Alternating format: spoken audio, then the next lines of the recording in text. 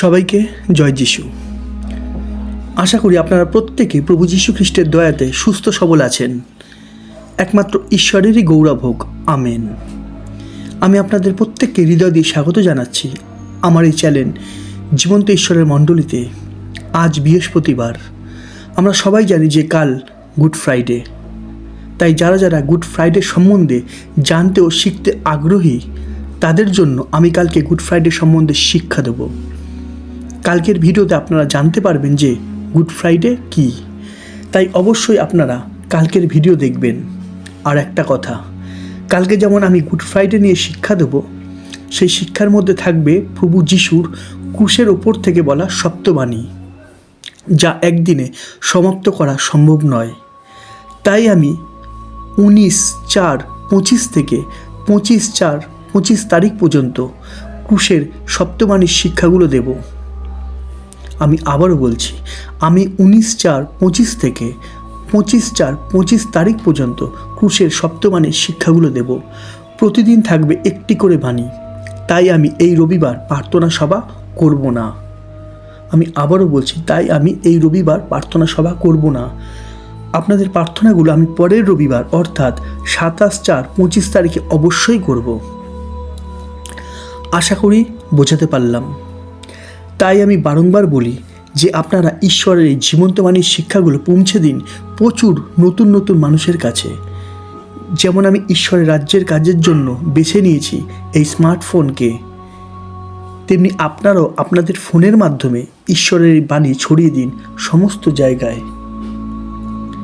ঈশ্বর আপনাদের তার রাজ্যের কাজ করার শক্তি ও বুদ্ধি দিন, আমেন। আমরা একটা বাক্য দেখি, আমরা দেখি 1 করন্থীয় 15:58 অতএব হে আমার প্রিয় ভাতৃগণ, সুস্থির হও, নিশ্চল হও, প্রভুর কার্যে সর্বদা উপচিয়া পড়ো, কেননা তোমরা জানো যে প্রভুতে তোমাদের পরিশ্রম নিষ্ফল নয়। হালেলুইয়া। আশা করি বোঝা যাচ্ছে তো যে পরিশ্রমের ফল অবশ্যই পাওয়া যাবে, কেননা ঈশ্বরের বাক্য জীবন্ত কার্যসাধক, তাই না? আসুন আমরা প্রার্থনা করি। প্রভু গো, তুমি চাও যেন আমরা প্রত্যেকে উত্তম যোদ্ধারূপে গড়ে উঠি, তোমার ইচ্ছানুসারে তোমার রাজ্যের কাজ করি, অর্থাৎ তোমার বাক্যে সুসমাচার প্রচার করি। কিন্তু তুমি তো জানো প্রভু যে তুমি ভিন্ন আমরা কিছুই করতে পারবো না। তাই দয়া করে তোমার রাজ্যের কাজ করার বুদ্ধি আর শক্তি, সেই ধৈর্য তুমি আমাদেরকে দাও, যেন আমরা তোমাকে খুশি করতে পারি। যিশু নামে চাই প্রার্থনা, আমেন। হালেলুইয়া। একমাত্র ঈশ্বরের গৌরব হোক, আমেন। আসা যাক আজকের বিষয় গাছ দেখে ফল চেনা। প্রথমে আমরা একটা বাক্য দেখি। আমরা দেখি মতি 7:17 থেকে 19 পদ। সেই প্রকারে প্রত্যেক ভালো গাছে ভালো ফল ধরে, কিন্তু মন্দ গাছে মন্দ ফল ধরে। ভালো গাছে মন্দ ফল ধরিতে পারে না, এবং মন্দ গাছে ভালো ফল ধরিতে পারে না। যে কোনো গাছে ভালো ফল ধরে না, তাহা তিনি কাটিয়া আগুনে ফেলিয়া দেওয়া যায়। যে কোনো গাছে ভালো ফল ধরে না, তাহা কাটিয়া আগুনে ফেলিয়া দেওয়া যায়। দেখুন কত সুন্দর সহজ সরলভাবে প্রভু আমাদের শিক্ষা দিচ্ছেন, তাই না?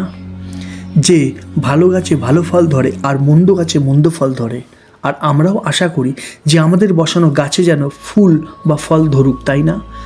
যদি গাছে ফল না ধরে, তাহলে তো আমরাও সেই গাছ তুলে ফেলে দেবো।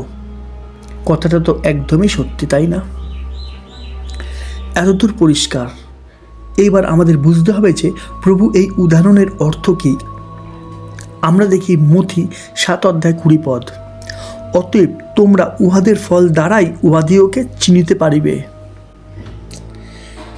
এখান থেকে পরিষ্কার বোঝা যাচ্ছে তো যে কথাগুলো প্রভু মানুষদের জন্যই বলেছেন। এখন আমাদের জানতে হবে যে কাদের বিষয়ে প্রভু উদাহরণ দিয়ে বোঝাতে চাইছেন। আমরা দেখি মথি 7:15-16 ভক্ত ভাওবাদীগণ হইতে সাবধান, তাহারা মেষের বসে তোমাদের নিকটে আইসে, কিন্তু অন্তরে গ্রাসকারী কেন্দুয়া। তোমরা তাহাদের ফল দ্বারাই তাহাদিওকে চিনিতে পারিবে। কি ভয়ানক বিষয়, তাই না? অর্থাৎ মানুষ বাঁচার জন্য যেখানেই যাচ্ছে, আর সেখানেই যদি গণ্ডগোল থাকে, তাহলে কি হবে?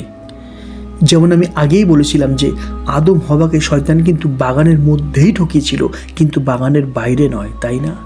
আশা করি বোঝা যাচ্ছে তো যে আজও মানুষ কোথায় ঠকতে পারে।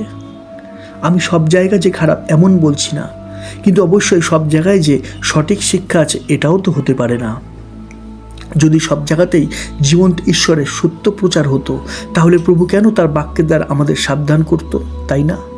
প্রভুর বলা এই বাক্যর মধ্যে দুটো বিষয়ের উপর জোর দিন। 1 নম্বর, মেষের বসে কিন্তু অন্তরে গ্রাসকারী কেন্দুয়া। আমি আবারও বলছি, মেষের বসে কিন্তু অন্তরে গ্রাসকারী কেন্দুয়া। এর অর্থ কি? ভালো করে বুঝবেন যে ঈশ্বর যেমন তার আত্মার দ্বারা তার সন্তানদেরকে পরিচালনা করেন, ঠিক তেমনিভাবেই কিন্তু শয়তানও তার লোকজনদেরকে পরিচালনা করে। কিন্তু আমরা বুঝবো কী করে যে কার অন্তরে ঈশ্বরের আত্মা আর কার অন্তরে শয়তানের আত্মা, তাই না? আশা করি 1 নম্বর বোঝা গেল। এবারে আসি 2 নম্বর। প্রভু বলেছিলেন না যে ফল দ্বারা গাছ চেনা যাবে, অর্থাৎ যেমন আমরা যে কোনো ফল দেখে সেই গাছ চিনতে পারি, ঠিক সেইভাবেই প্রভুর জীবন্ত বাক্যের শিক্ষার দ্বারাই কিন্তু শিক্ষককেও চিনতে পারবো। উদাহরণ যেমন আজ 2 ধরনের প্রচার হচ্ছে। 1, মানুষকে খুশি করার প্রচার। 2, ঈশ্বরের ইচ্ছা পালন করার প্রচার। প্রথমে আমরা দেখি মানুষকে খুশি করার প্রচার সম্বন্ধে বাইবেল কি বলছে। আমরা দেখি 2 তিমথিও 4 অধ্যায় 3-4 পদ।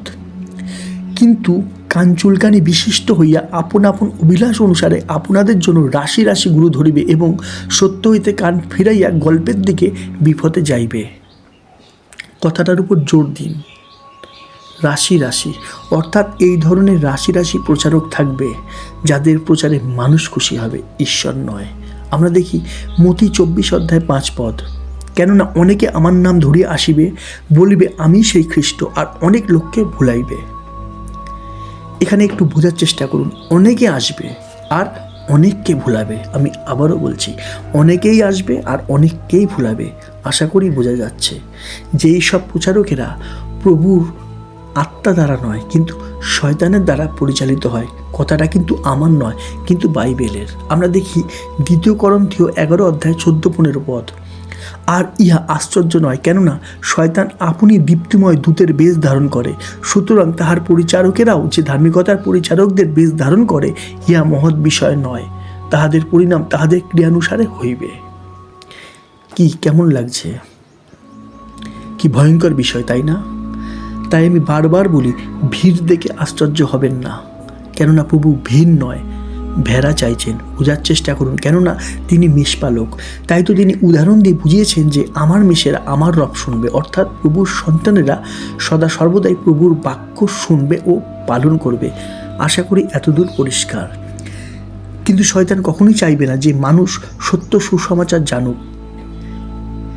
তাই তো সে কার্য করে মানুষের দ্বারা, যেমন সে আদিতে আদম হওয়ার সঙ্গে প্রতারণা করেছিল সাপের দ্বারা, তাই না?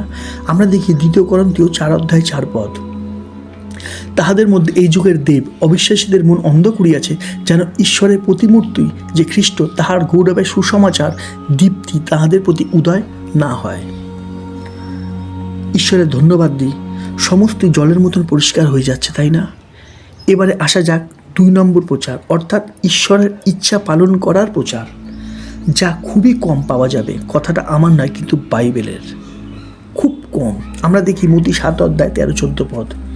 সংকীর্ণ দ্বার দিয়ে প্রবেশ করো, কেননা সর্বনাশে যাইবার দ্বার প্রশস্ত, পথ পরিসর, এবং অনেকেই তাহা দিয়ে প্রবেশ করে। কেননা জীবনের যাইবার দ্বার সংকীর্ণ, পথ দুর্গম, এবং অল্প লোকই তাহা পায়। অর্থাৎ সত্য প্রচার করবে, সত্য পালন করবে, এই ধরনের প্রচারক খুবই কম থাকবে। এই ধরনের প্রচারকদের নীতি কি থাকবে? আমরা দেখি গালাতীয় 1 অধ্যায় 10 পদে। আমি কি এখন মানুষকে লবাইতেছি না ঈশ্বরকে? অথবা আমি কি মানুষকে সন্তুষ্ট করিতে চেষ্টা করিতেছি? যদি এখনও মানুষকে সন্তুষ্ট করিতাম তবে খ্রিস্টের দাস হইতাম না। অর্থাৎ এরা মানুষকে নয় কিন্তু ঈশ্বরকে খুশি করবে, আর সদা সর্বদা এই প্রচারই করে যাবে যে কে কি বলল বা কে কি করলো আমাদের সেটা দেখলে হবে না, কিন্তু আমাদের দেখতে হবে বাইবেল কি বলছে। আর প্রভু যিশু তো তাই বলেছেন, তাই না? আমরা দেখি প্রকাশিত বাক্য 22 অধ্যায় 18-19 পদ।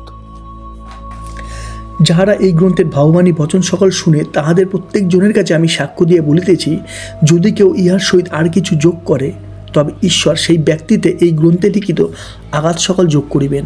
আর যদি কেউ এই ভাববাণী গ্রন্থের বচন হইতে কিছু হরণ করে, তবে ঈশ্বর এই গ্রন্থে লিখিত জীবন বৃক্ষ হইতে ও পবিত্র নগর হইতে তাহার অংশ হরণ করিবেন। আশা করি বোঝা যাচ্ছে। তাই তো যেখানে সঠিক শিক্ষা থাকবে সেখানে অনেক মানুষ থাকতে পারবে না, কেননা সেখানে বাক্যের দ্বারা তাদের দোষগুলো প্রকাশ হয়ে পড়বে। আর তাই তো লেখা আছে, আমরা দেখি 2 তিমোথেও 4:3 কেননা এমন সময় আসিবে যে সময় লোকেরা নিরাময় শিক্ষা সহ্য করিবে না। আমি আবারও বলছি, কেননা এমন সময় আসিবে যে সময় লোকেরা নিরাময় শিক্ষা সহ্য করিবে না, অর্থাৎ সবাই কিন্তু সত্যটাকে গ্রহণ করতে পারবে না। আর তাই তো লেখা আছে 1 করন্থীয় 1:18, কারণ সেই ক্রুশের কথা যাহারা বিনাশ পাইতেছে তাহাদের কাছে মূর্খতা, কিন্তু পরিত্রাণ পাইতেছি যে আমরা, আমাদের কাছে তাহা ঈশ্বরের পরাক্রম স্বরূপ। হালেলুইয়া। আশা করি বোঝা যাচ্ছে। তাহলে 2 ধরনের প্রচারক সম্বন্ধেই আমরা বাক্য থেকে জানতে পারলাম। কেউ কেউ বাক্যের দ্বারা আমাদের দোষ দেখিয়ে দেবে, আর সত্যের পথে চলার বুদ্ধি, জ্ঞান ও শক্তি দেখিয়ে দেবে বাক্যের দ্বারা। আবার কেউ কেউ শুধুমাত্র আশীর্বাদ, উন্নতি, গাড়ি বাড়ি, টাকা পয়সার কথা বলে বেড়াবে। এখন প্রশ্ন, আমরা কি করব? সেইটা সম্পূর্ণ আমাদের ব্যাপার। মাথায় রাখতে হবে, প্রভু কিন্তু তার বাক্যের দ্বারা আমাদের সাবধান করে দিয়েছেন, তাই না? তাই সদপৌল এই কারণেই কিন্তু ভয় পেতেন। আমরা দেখি 2 করন্থীয় 11:3, কিন্তু আশঙ্কা হইতেছে, পাছে সর্প যেমন আপন ধূর্ততায় হবাকে প্রতারণা করিয়েছিল, তেমনি তোমাদের মন খ্রিস্টের প্রতি সরলতা ও শুদ্ধতা হইতে ভ্রষ্ট হয়। তাহলে আমাদের মাথায় রাখতে হবে যে এইটা সত্যি যে আজ এই পৃথিবীতে যেমন পবিত্র আত্মা কার্য করছেন, তেমনি শয়তানও এই পৃথিবীর মধ্যেই কিন্তু কার্য করছে। আমাদের বোঝার একটাই রাস্তা, যে কোথায় ঈশ্বরের বাক্য সঠিকভাবে প্রচার হচ্ছে। তাই আমি বলি যে সব সময় দেখবেন যে যাই বলুক না কেন, সে যেন বাক্য থেকেই বলে, আর বাক্যের সঙ্গে যেন কোনো যোগ আর বিয়োগ না করে। সত্য প্রচার সেইটাই যেখানে প্রভুর শাসন ও ভালোবাসা থাকবে। আজকের দিনে তো অনেক জায়গায় অলৌকিক কার্য হয়, তাই না? কিন্তু আমার প্রশ্ন, অলৌকিক হওয়ার মানে কি সেই মণ্ডলী স্বর্গে যাবে? আমরা দেখি তো বাক্য কি বলছে। আমরা দেখি মতি 7:22-23, সেই দিন অনেকে আমাকে বলিবে, হে প্রভু, হে প্রভু, আপনার নামে কি আমরা ভাববাণী বলি নাই? আপনার নামে কি ভূত ছাড়াই নাই? আপনার নামে কি অনেক পরাক্রম কার্য করি নাই? তখন আমি তাহাদিওকে স্পষ্টই বলব, আমি কখনো তোমাদিওকে জানি নাই। হে অধর্মচারীরা, আমার নিকট হইতে দূর হও। দেখুন, বাক্য কথা বলছে। আশা করি বোঝা যাচ্ছে। অর্থাৎ অলৌকিক হওয়ার মানেই যে সেই মণ্ডলী স্বর্গে যাবে এমন নয়। এইবারে আমরা দেখব কোন কোন মণ্ডলী স্বর্গরাজ্য যাবে। আমরা দেখি মতি 7:21, যাহারা আমাকে হে প্রভু, হে প্রভু বলে, তাহারা সকলেই যে স্বর্গের রাজ্যে প্রবেশ করিতে পাইবে এমন নয়, কিন্তু যে ব্যক্তি আমার স্বর্গস্থ পিতার ইচ্ছা পালন করে সেই পাইবে। হালেলুইয়া। অর্থাৎ যেখানে প্রভু ইচ্ছা প্রচার করা হচ্ছে, আর যারা শুধুমাত্র ঈশ্বরের ইচ্ছা পালন করছে, শুধুমাত্র সেই মণ্ডলী বা সেই মণ্ডলীর মানুষগুলোই স্বর্গরাজ্যে প্রবেশ করতে পারবে। হালেলুইয়া। এখনও আমাদের সময় আছে, কেননা এখনও আমাদের শ্বাসবায়ু চলছে, আমরা জীবিত আছি। তাই আমরা প্রত্যেকে যেন ফল দেখে গাছ চিনতে বা শিখতে পারি, কেননা প্রভুর বিচার ন্যায্য। কোথায় গিয়ে শিখবো আর কার প্রচার শুনবো, এই বিষয়ে আমাদের খুব সতর্ক হতে হবে, কেননা এই কাল মন্দ। ঈশ্বরের ধন্যবাদ দিই যে তার জীবন্ত বাক্যের দ্বারা আমাদের কাছে কিন্তু সমস্তই প্রকাশ হয়ে পড়ছে, তাই না? আমরা একটু দেখি 2 করন্থীয় 2:11, যেন আমরা শয়তান কর্তৃক প্রতারিত না হই, কেননা তাহার কল্পনা সকল আমরা অজ্ঞাত নই। অর্থাৎ বাক্যের দ্বারা আমরা সমস্তই কিন্তু জানতে পারছি। ঈশ্বরের ধন্যবাদ হোক। হালেলুইয়া। তাই আমি আবারও বলে রাখি যে আপনার কোনটা ভালো লাগছে সেইটা নয়, কিন্তু প্রভু কিসে খুশি হন, প্রভুর কোনটা ভালো লাগছে আপনাকে সেইটা বেছে নিতে হবে, কেননা ঈশ্বরের আজ্ঞাই অনন্ত জীবন। হালেলুইয়া। ঈশ্বর আপনাদের তার জ্ঞানে জ্ঞানবান করুন আর রক্ষা করুন আজকের দিনের সমস্ত মন্দ থেকে। আমেন। আজ এতটাই।